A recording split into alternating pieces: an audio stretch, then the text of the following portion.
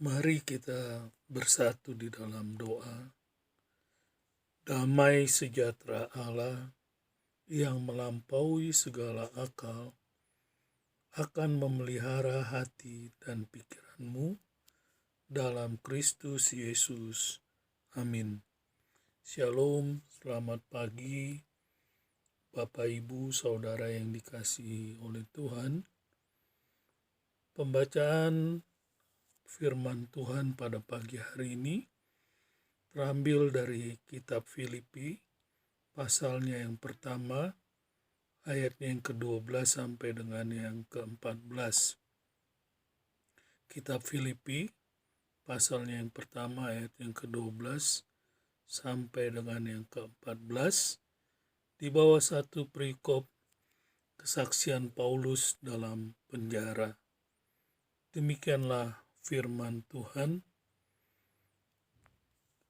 Aku menghendaki saudara-saudara supaya kamu tahu bahwa apa yang terjadi atasku ini justru telah menyebabkan kemajuan Injil, sehingga telah jelas bagi seluruh istana dan semua orang lain bahwa aku dipenjarakan karena Kristus, dan kebanyakan saudara dalam Tuhan telah beroleh kepercayaan karena pemenjaraanku, untuk bertambah berani berkata-kata tentang firman Allah dengan tidak takut. Demikian pembacaan firman Tuhan di pagi hari ini. Bapak Ibu Saudara yang dikasihi oleh Tuhan, di dalam bagian 3 ayat ini, yaitu ayat 12 sampai dengan yang ke-14 ini, Paulus berbicara tentang pemenjaraannya di Roma. Tetapi yang menarik di sini adalah bahwa Paulus tidak menggambarkan suasana hatinya atau kondisi fisiknya selama ia mendekam di penjara.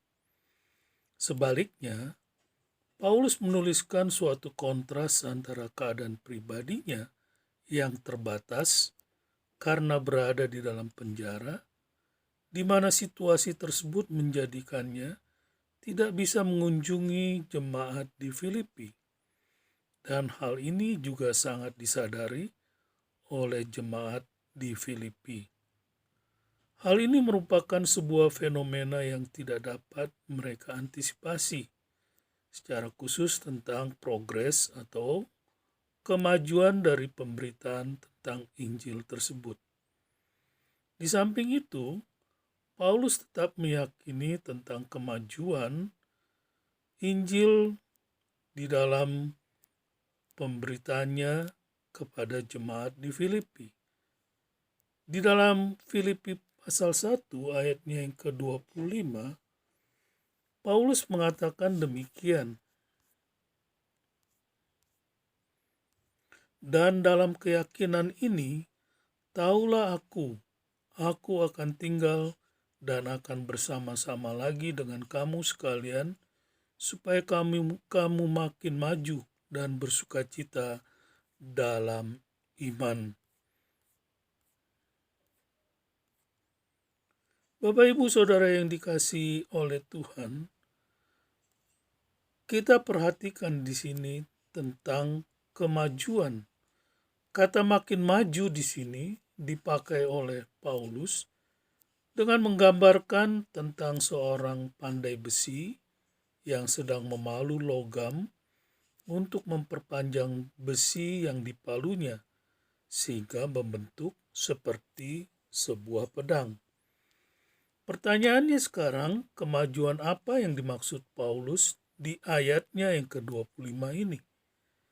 Tentu saja, kemajuan yang dimaksud adalah pesan dari pemberitaan Injil itu sendiri yang semakin melengkapi rencana keselamatan Allah bagi dunia melalui Kristus, seperti yang telah dinubuatkan melalui para nabi dan berlaku dalam sejarah beberapa dekade sebelum Paulus menulis surat ini.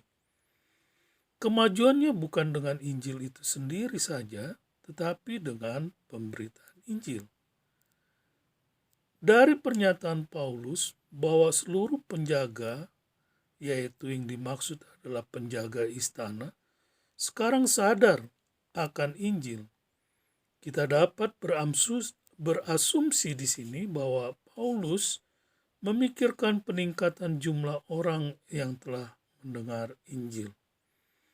Tetapi karena dia juga berbicara tentang banyak orang percaya yang berani berbicara tentang Injil, dengan demikian kita juga dapat memahami kemajuan Injil yang dimaksudkan oleh Paulus ini adalah untuk menunjukkan bahwa di dalam gereja di Filipi itu sendiri ada pertumbuhan karena banyak orang percaya mengambil langkah-langkah iman dengan percaya kepada Tuhan ketika mereka menceritakan kisah penebusan yang dikerjakan oleh Kristus.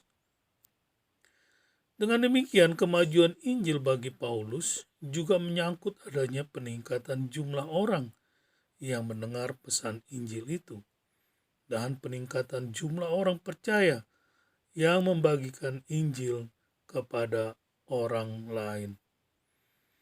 Bapak Ibu Saudara yang dikasihi oleh Tuhan, jika kita mencermati pesan yang Paulus tuliskan kepada jemaat di Filipi ini, maka kita dapat melihat yang pertama dan terutama adalah dari pesan Paulus tentang Yesus Kristus. Paulus mengatakan Yesuslah anak Daud dan anak Allah. Penting di sini Paulus menyebut Yesus adalah anak Daud dengan maksud Paulus ingin menyatakan bahwa Mesias yang dijanjikan dari keturunan Daud telah tergenapi di dalam kedatangan Yesus Kristus. Yang kedua, Yesus Kristus mati untuk menebus umat manusia. Dalam bagian ini, Paulus ingin mengatakan bahwa nubuatan di dalam Yesaya 53 ayat 5 yang berkata, tetapi dia tertikam oleh karena pemberontakan kita, dia diremukkan oleh karena kejahatan kita, ganjaran yang mendatangkan keselamatan bagi kita ditimpakan kepadanya, dan oleh bilur-bilurnya kita menjadi sembuh. Nubuatan Yesaya 53 ayat 5 ini telah tergenapi di dalam kematian Kristus di kayu salib, di mana melalui bilur-bilurnya dapat menyembuhkan setiap orang berdosa yang mau percaya kepadanya.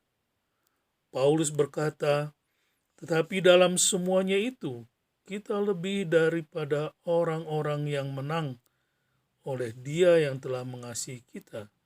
Sebab aku yakin bahwa baik maut maupun hidup, baik malaikat-malaikat maupun pemerintah-pemerintah, baik yang ada sekarang maupun yang akan datang, atau kuasa-kuasa baik yang di atas maupun yang di bawah, ataupun sesuatu makhluk lain, tidak akan dapat memisahkan kita dari kasih Allah yang ada dalam Kristus Yesus Tuhan kita. Selamat beraktivitas. Tuhan Yesus memberkati. Bapa, terima kasih untuk firman-Mu di pagi hari ini.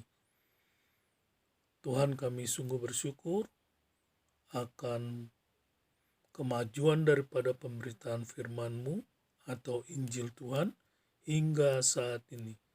Kami percaya banyak orang yang sudah mendengar dan banyak juga mereka yang mau percaya akan kebenaran Injil Tuhan.